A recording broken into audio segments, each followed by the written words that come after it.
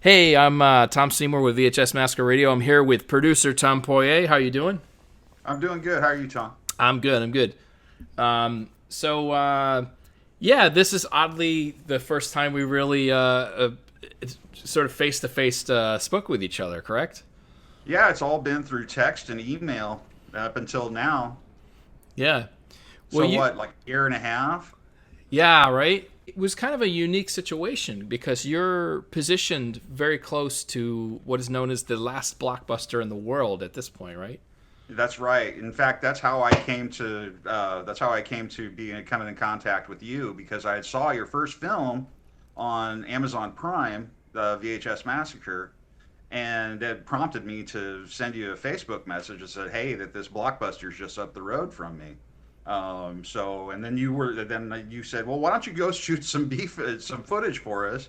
And that's just how I fell into it. Wow. Yeah, I mean that's and it was really timely too because you when you approached Blockbuster, they were already working on something, right? Or There was another film crew that was there working on another different documentary called The Last Blockbuster. In fact, they were having their release party the day that I went over there to shoot the footage from inside the store and interview the employees and customers that were there. oh wow. Um, so yeah, when I met them, they were like, "Oh, hey, it's crazy," you know. And I met that I was a producer with Troma, and they were, and I asked them there on the scene if I could do an interview with one of them, and they just like completely ignored me. They turned the other way and walked away. Really? Wow. Yeah, which didn't make any sense to me. And I was like, okay, whatever. You know, you guys have your own thing going on. That's fine. But they also had some excellent beer that came out of that. And I think I sent you a few bottles of Oh, that. yeah. No, that was just a one-time batch. You know, where they have where they put that dark ale with the hint of the red vines in it. Oh man, so good. It was delicious. Yeah. So now what are any other thing occurred on the like one of the segments that I thought was a lot of fun was you putting the VHS tape in the one of the segments in VHS Massacre 2 is returning a lone VHS back to its home, the last blockbuster in the world. Yeah. But that was like that was a one take, right? I mean, you pretty much had to put it in the box and that was it, right? Yeah, I had that was I couldn't exactly do that one over, especially because I showed up about an hour before the store opened. So it's like 9 o'clock in the morning, and if I were to try and get a second shot, I'd have to wait and say, "Yes, I'm the one who put that VHS tape here. Right. Can I have it back just for a minute?" You know. uh, but you know, I prefer to think of it that they had like a really interesting surprise waiting for them when they opened up that morning um, in their night deposit slide. I Uh, it, and it, from a copy of Joe Dirt from a Bronx, New York blockbuster. That'd be amazing if we started a trend where this the lone VHSs would make their way back to the blockbuster mecca. You know, Oh yeah, the VHS of the Wandering Gnome. was it Daniel who was talking about the at the last blockbuster they had this Russell Crowe paraphernalia. Right, right, right. So what had happened is that all of that paraphernalia that was in that store was originally in a Hollywood video. And I don't know if you remember or not, but Yeah. Hollywood Video had always had like movie memorabilia in their stores. And so like I guess it closed and it ended up going back to Russell Crowe, and then he donated it to a Blockbuster in Anchorage, Alaska. And that before the one in Bend, Oregon, was the second to last. Well, when it shut its doors, then all of that stuff ended up going to Bend.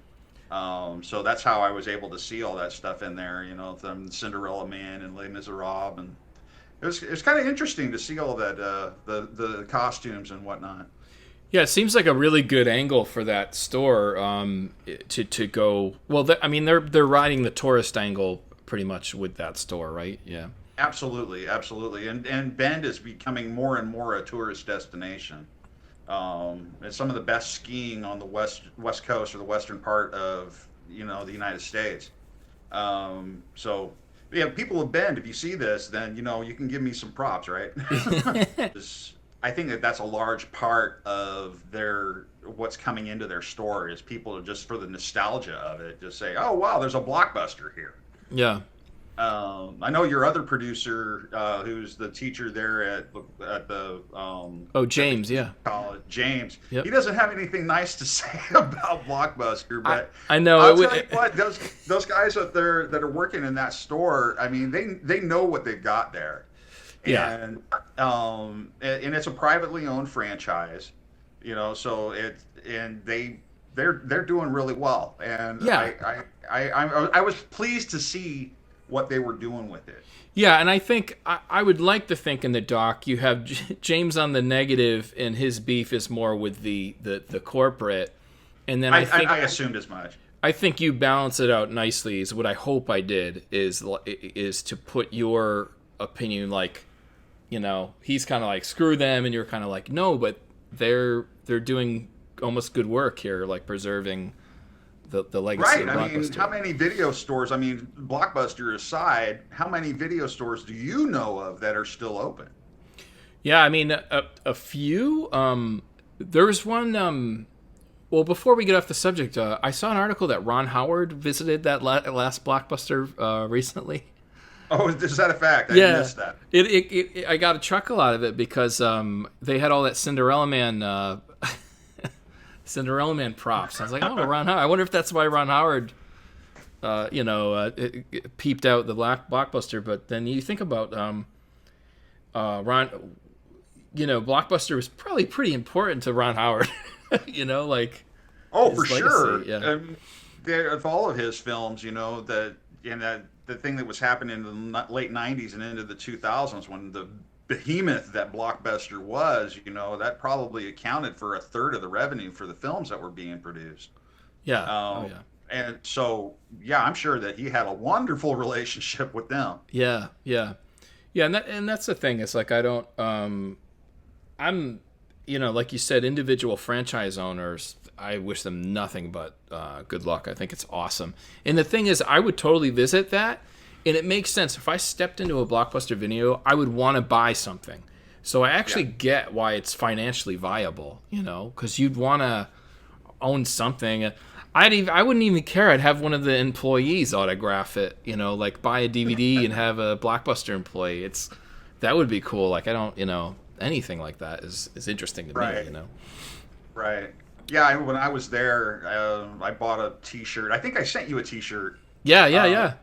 Yep. And I also bought a ball cap, and I've got it hanging on the wall in my other room. But Well, that was the other thing too, is that you we both worked for Blockbuster Video at one point, but you I went. didn't know that. I didn't know that you did. Yeah, yeah. Well, it was the first job I had where I wasn't covered in grease, like because I as a teenager in high school I worked at Wendy's and then like Denny's and so when I graduated to working at Blockbuster, it was like a miracle because I come home clean, and it was about something I loved, so it was Sure. really yeah. My brother owned a small video store franchise. Well, it grew. I think he had about a dozen stores at one point. But when I was working at Blockbuster, he had just one store, so I couldn't work for him, but I could work for Blockbuster. So it was an odd combination of working for the man or whatever. You turned to the dark side. I did, yeah.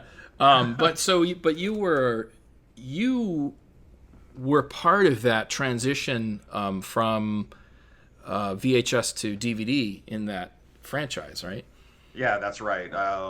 That we started getting DVDs when and selling DVD players. A really cheap Philips one, there's no frills, it just played DVDs. And then we started seeing less and less of the VHSs showing up in the store. And then finally the order came down from corporate that we were to dispose of the VHS inventory that we had. And that meant that it all had to be double garbage bagged and put in the dumpster. And no, we couldn't sell any of them. We couldn't take any of them. It was, and this was for fear of termination. But Yeah. as I said in the film, I took some anyway. Yeah. In fact, I took the entire collection of the Star Trek series, the original Star Trek series, Awesome. all like uh, 36 volumes in VHS of there was of that. Um, Yeah, yeah, that's a fascinating sub angle too. Is that this thing of like because they were destroyed, how many of the blockbuster Amarade VHS still survive? I would assume it's thousands and thousands, but yeah. you know, It's they're just. I think the ones that exist in private libraries now. yeah, yeah, Uh, so like the one that you found was just kind of a goof, right? yeah, yeah. It's a thrift And store, yeah. but I'm sure you know what? Yeah, I don't think that one that I returned to the video store to Blockbuster. I don't think it went in the garbage. Someone kept that. I think Rasputin on the West Coast. I saw a number of Hollywood video Oh wow. with the binding that had the Hollywood sticker on it. But yeah, it's so. I am curious. I wonder if it's actually rare. Maybe it's sort of rare, quasi rare blockbuster video. You found this other video store that was formerly a franchise, right? It was a top 50 franchise at one point. Yeah, it was American Family Video. And it was open. In fact, I found out that it was closing before I knew it existed. So it was like I found out that they were closing their doors, and I'm like, oh wow, there's a video store, and it's in a town called Sweet Home, which is about halfway between here and Bend. So it's a lot closer to me than Bend is. Um, so like, there's people who commute from Sweet Home to where I live in Albany. It's like not a big deal. Mm. 30 minutes. Um, but so they were closing their doors, and in fact it was the same day that I did the filming of the returning of the tape that I went and interviewed the woman, the owner and manager of American Family Video. That she was so sweet. And it was like she wasn't the least bit bitter about shutting the doors of her video store. And she's like, hey, you know what, it's just a turn in the page. I'm going to start something different. She was going to be taking like whatever inventory they didn't sell off is going into her house, and they're going to be doing like an online sale of DVDs and videos. She had a VHS library there too. Oh wow. So I mean, like old stuff there's like one copy of it made, and it's never going to be made on DVD. Um, so, and she was really pleased with where she was in the video industry. Yeah. She was really, I mean, the American Family Video franchise that she was running, it outlived Blockbuster Video. It outlived Hollywood. She was doing that for something like 35 years. Yeah. Um, she must have been doing something right. And I think that a lot of that has to do with just like the rural nature of what is out there in Sweet Home. It's like we have the American Family Video, and that's it. Right. Right. And that they tried to bring in the Blockbuster and the Hollywood, to take care of another niche market, but and she says it in the film. They opened a Blockbuster 2 miles down east of me, and like 6 months later, there was a Hollywood 2 miles west of me. Oh wow. Yeah. Yeah. And they still So couldn't take her down, which is awesome. yeah, and I'm like, yeah, go on, girl. Yeah. And she has that great story too about Hollywood kind of cutting their own throats with they would buy these, or they would lease these freestanding stores with enormous monthly Right. rent, Custom built. custom built, and then there was just when the business declined, there was no room to cut anything. It was just done. Yeah, here in Albany, there was a Hollywood Video, and the building's demolished now. It's just an empty lot now. I mean, Wow. there's not even another business in it. Yeah, yeah. The building that was our Blockbuster here in Albany is now a mattress store. Uh, like I said at the beginning here, I completely fell into this gig with you. And I have loved being a part. In fact, I just finished a film studies class in the community college that I'm attending. Nice. And and I had told him about our experience and that how you would put me up on IMDb, and it was like, I think I got an extra letter grade out of that because he was Sweet. so impressed that I was on IMDb, and here he was, a doctorate in film studies, and he's not on IMDb. So Yeah. No, I mean, I think it worked out well. It's it's funny with the documentaries how they sort of get sculpted, but with you gathering the piece you did became essential, and then the doc to some degree was built around that. You know what I mean? Like I knew that was a right, cool part. Like people were interested in this, and it's like so.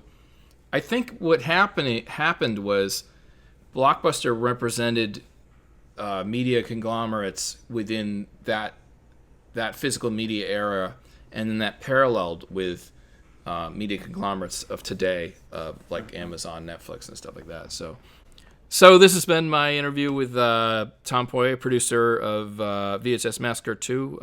Thanks for being with me. yeah, thank you, Tom. I've had an excellent time both on the film and talking with you today.